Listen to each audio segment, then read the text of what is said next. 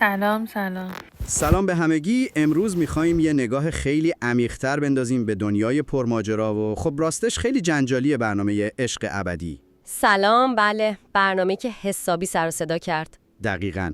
ما کلی منبع بررسی کردیم، از مقاله‌های خبری و تحلیل‌های یوتیوب بگیر تا بیوگرافی خود شرکت کننده‌ها و حتی بحثایی که کاربرا تو فروما داشتن. خیلی داغ بوده فضا. آره واقعاً. هدفمون اینه که با هم یه ذره این کلاف سردرگم روابط رو باز کنیم، ببینیم این اتهاماتی که رد و بدل شده چی بوده و خب تأثیراتش چی بوده، مخصوصاً روی تناز و شاهین.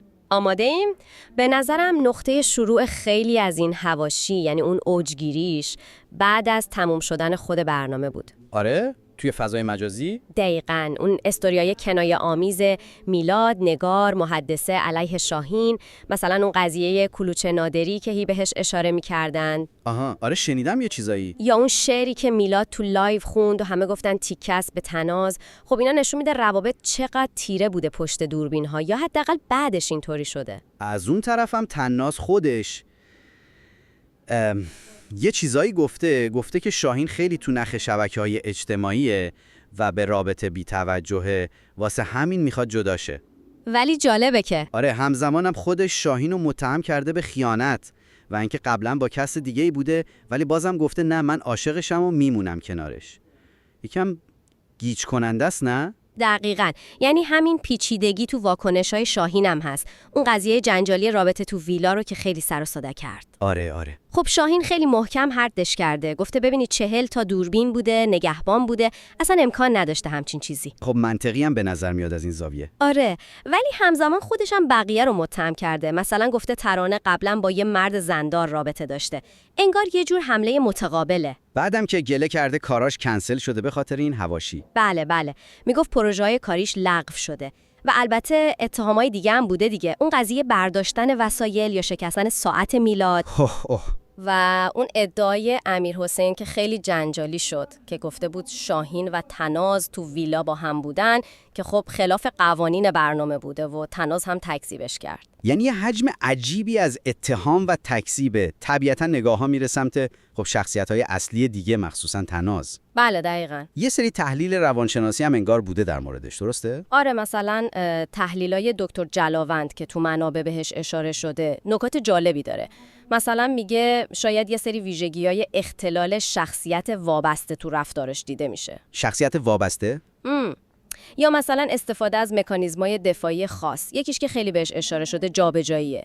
یعنی خشمی که انگار باید از شاهین میداشت منتقل شده به سمت نگار. اون تیکه کلام معروفش که میگفت کرم از نگاره. آها، پس اون از اینجا میاد تحلیلش. بله. یا مثلا واکنش وارونه، یعنی یه جور انکار شدید حسادت به نگار، در حالی که شاید رفتارش یه چیز دیگه‌ای رو نشون میداده.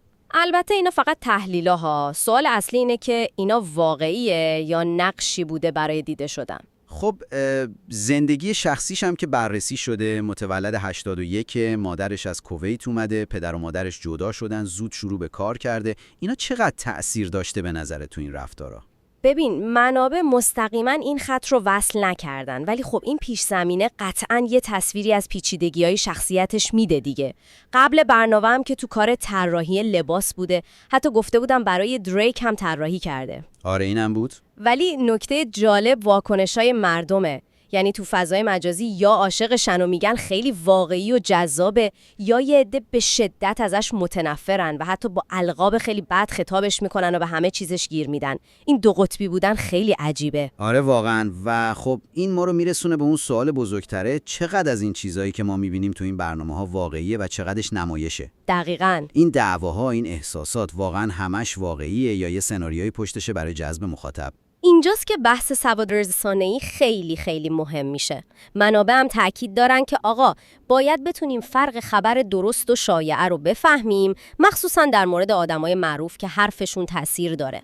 آره، دیدیم که چطور رو کار شاهین هم تأثیر گذاشت این شایعات. دقیقاً. برای همینم بعضی منابع میگن شاید لازم باشه یه قوانینی برای این دروغ پراکنی تو فضای مجازی باشه، مثل کاری که مثلا ترکیه کرده. و خب اون فشار شهرت یهویی رو هم نباید نادیده گرفت، نه؟ یعنی یهو از یه آدم عادی تبدیل میشی به کسی که همه میشناسنش. قطعاً. این فشار وحشتناکه. حریم خصوصی که دیگه هیچی.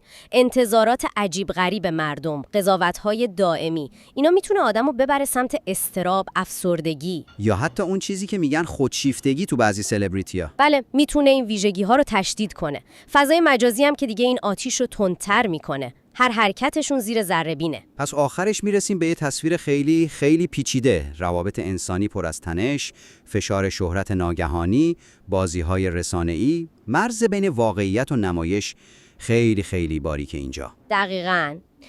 و این یه سوال مهم رو برای شمایی که این برنامه‌ها رو دنبال می‌کنید باقی میذاره. چی؟ اینکه وقتی دارید این درام‌های پر سر و صدا رو تماشا می‌کنید، واقعاً چقدر دارید تعاملات و کشمکش‌های واقعی آدم‌ها رو می‌بینید و چقدر دارید یه نمایشی رو می‌بینید که خب خیلی با دقت برای سرگرم کردن شما طراحی شده.